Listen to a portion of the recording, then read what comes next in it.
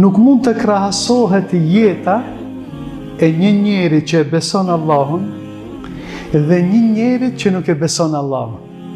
Ndoshta dikush për shembull në aspektin e dunjos i ka provu këtë kënaqësitë, nuk e ka njoftë Allahun, kur gjon s'ka provu. Domethënë, cili është shpërblimi më i madh në botën tjetër? Dikush mundet me thonë xheneti, jo. Shpërblimi më i madh në botën tjetër është me pa Allahun.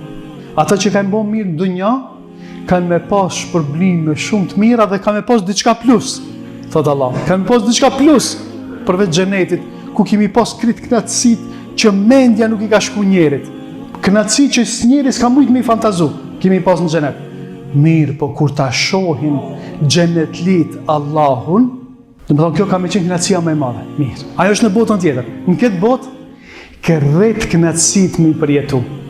Nuk mund të krahasohen me njohjen e Allahut.